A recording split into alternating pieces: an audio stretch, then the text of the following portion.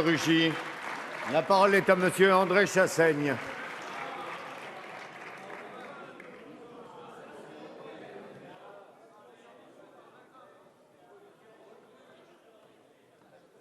Je vous ai pas salué, Monsieur le Président. Vous allez bien?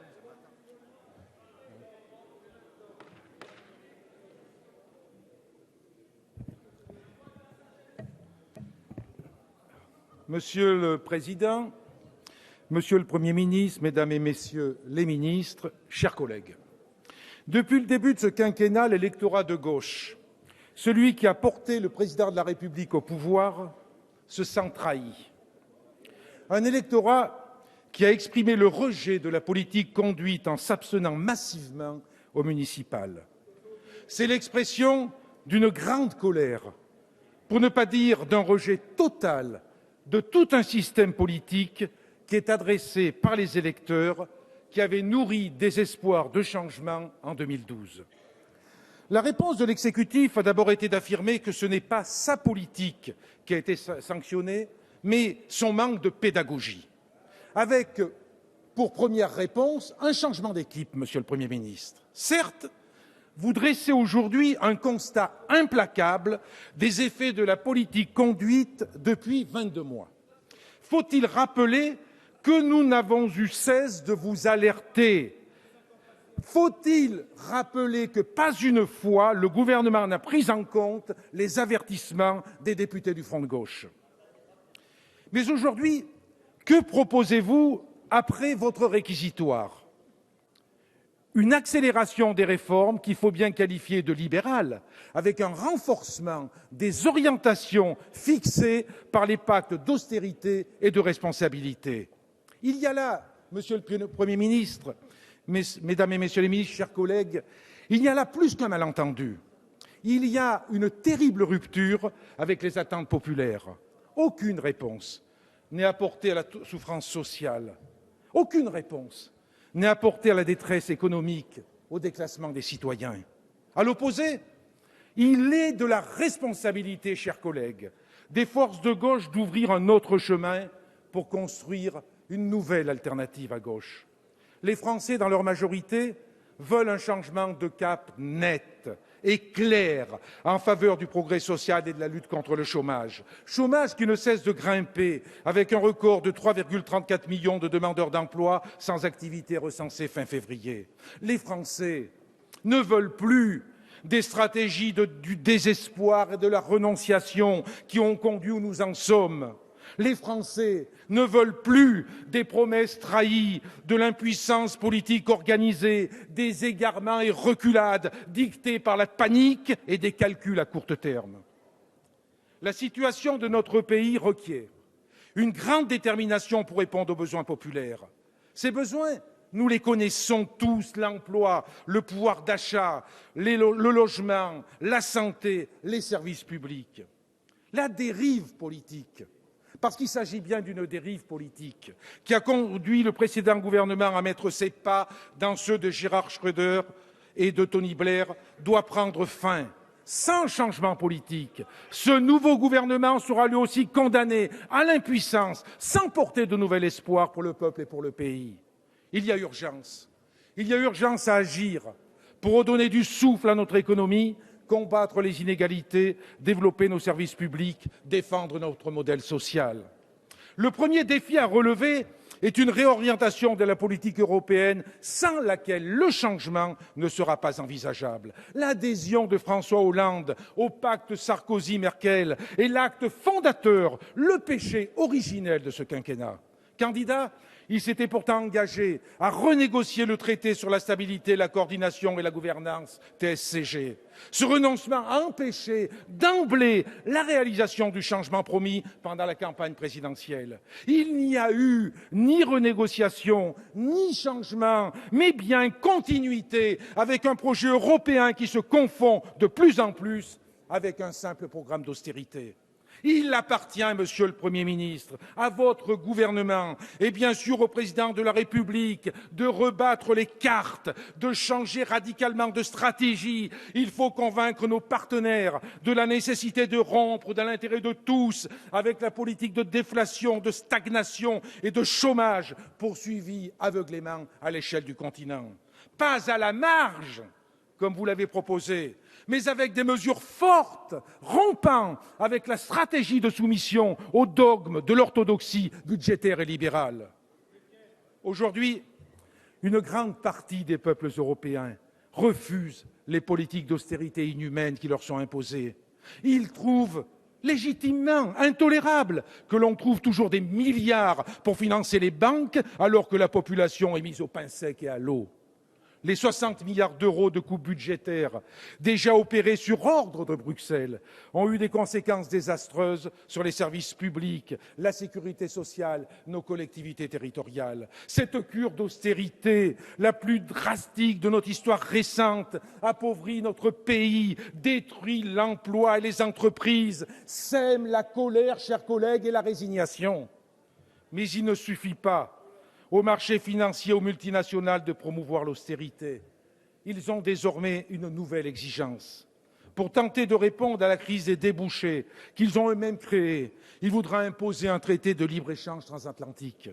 L'objectif de ce traité est de créer une vaste zone de libre-échange par le démantèlement des règles tarifaires, réglementaires, environnementales qui protègent nos salariés et les consommateurs.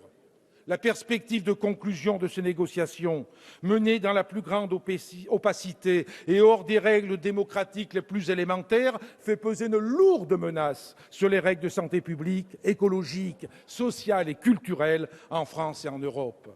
Ce traité de libre-échange entre l'Europe et les États-Unis, dont vous ne dites mot, Monsieur le Premier ministre, nous entraînera encore plus loin dans la folle mise en concurrence généralisée des pays et des peuples, et l'obsession de la compétitivité et du libre-échange intégral. Il fait courir un grand péril au peuple de France et d'Europe.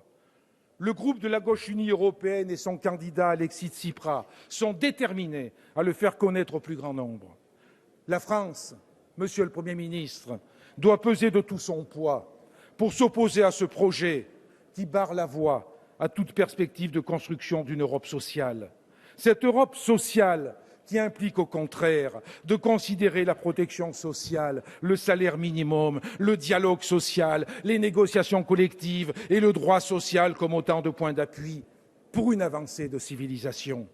Les chefs d'État et de gouvernement ont promis une feuille de route sur la dimension sociale de l'Union économique et monétaire. Ils ne l'ont toujours pas produite, faute de volonté politique, car il s'agit bien là, Monsieur le Premier ministre, Mesdames et Messieurs les ministres, chers collègues, il s'agit bien là de volonté politique. Le second enjeu majeur est celui du redressement industriel, de la lutte contre le chômage et de la transition énergétique. Le temps est venu d'un tournant économique majeur et de l'abandon du pacte de responsabilité annoncé le 14 janvier dernier. Un pacte en réalité d'irresponsabilité qui prévoit la suppression totale et sans contrepartie des cotisations familiales employeurs et qui n'offre aucune perspective en termes de création d'emplois. Ce n'est pas par la baisse des dépenses publiques et la recherche de compétitivité que l'Europe et notre pays pourront sortir de la crise, mais par la relance de l'investissement public et de la consommation, le relèvement des salaires, l'innovation et la promotion de l'emploi qualifié.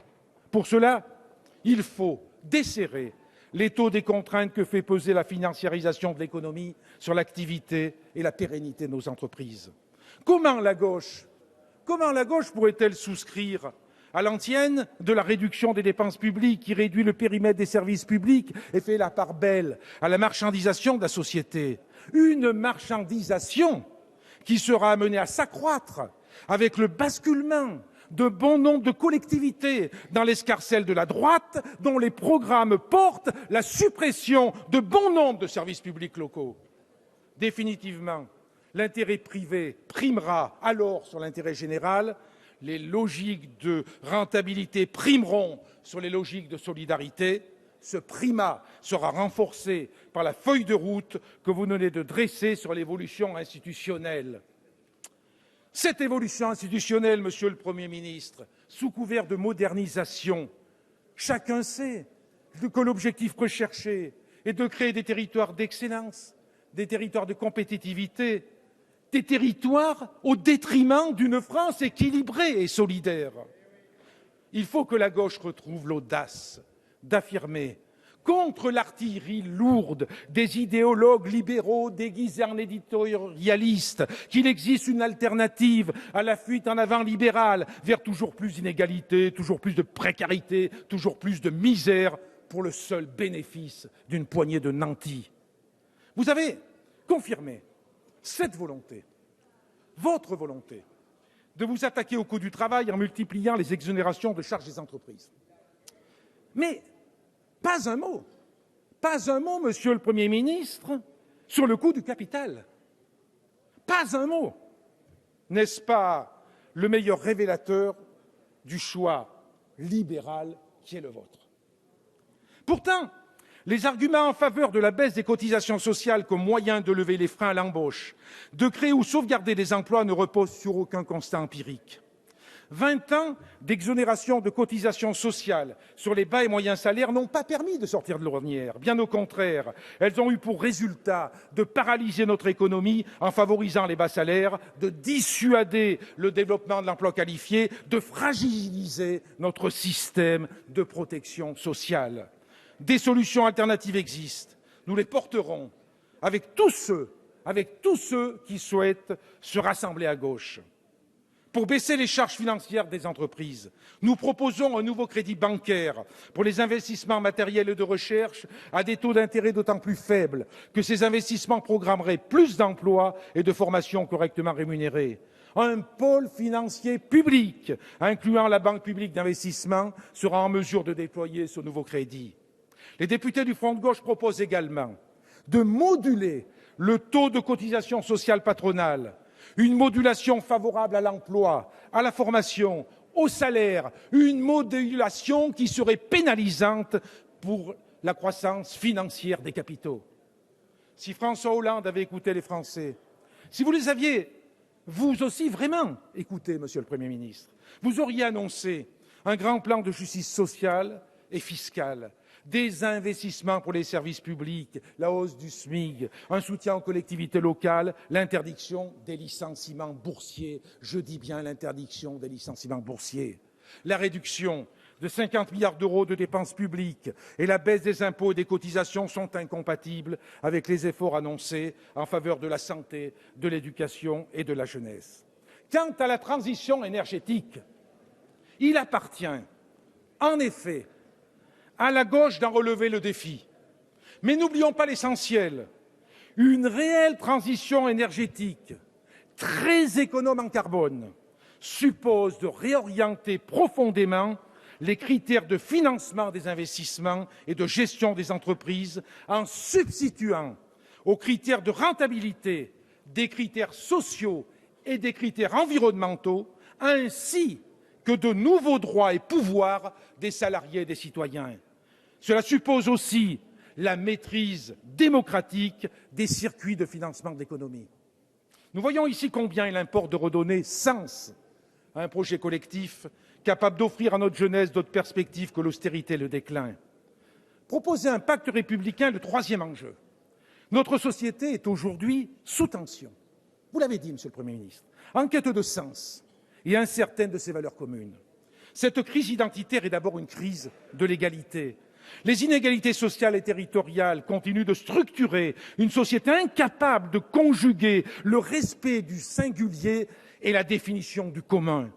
L'atomisation et le cloisonnement de la communauté nationale ont engendré une citoyenneté à plusieurs vitesses, dont l'inégalité sociale, plus que l'hétérogénéité culturelle des populations, demeure la matrice. La pauvreté, la relégation, le sentiment d'injustice cultive les divisions et les antagonismes qui sapent toujours un peu plus le sentiment d'appartenance à une communauté commune. Au dévoiement des valeurs républicaines, nous devons donc, plus que jamais, opposer les valeurs de solidarité, de démocratie, de cohésion sociale. Dans ce combat, notre pays ne peut et ne doit craindre ou mépriser l'immense apport humain et matériel que constitue la présence des immigrés en France. Il faut réaffirmer que l'immigration n'est pas un problème et refuser la ghettoisation de la société, refuser les processus de relégation sociale et territoriale, combattre l'obsession du refoulement des étrangers, rejeter la stigmatisation des personnes à raison de leur appartenance à des communautés particulières. Il faut sortir des calculs à courte vue dictant les postures politiciennes. L'enjeu n'est pas le score aux prochaines élections de telle ou telle formation politique ou de telle ou telle personnalité. L'enjeu, c'est la France. L'enjeu, c'est l'Europe. L'enjeu, c'est leur peuple. C'est pourquoi nous avons été, depuis le début de cette législature, porteurs de propositions ambitieuses. Et nous continuerons à travailler avec tous ceux qui le souhaitent à la construction d'une vraie politique de gauche. Monsieur le Premier ministre, nous regrettons que votre feuille de route s'inscrive dans la continuité des erreurs commises jusqu'alors. Augmentation de la fiscalité indirecte, flexibilisation du marché du travail, réduction à marche forcée des déficits publics, baisse massive des cotisations. Et ce ne sont pas là des solutions à la crise. Au contraire, ces mesures, nous le pensons vraiment, ne vont qu'entretenir la crise et l'aggraver avec des conséquences désastreuses pour nos concitoyens. En conséquence, et en toute logique, nous ne voterons pas la confiance à votre gouvernement. Ce que nous proposons à la majorité et à nos concitoyens qui voient s'accumuler les difficultés, c'est la construction d'une alternative pour porter une véritable politique de transformation sociale, une véritable politique de gauche.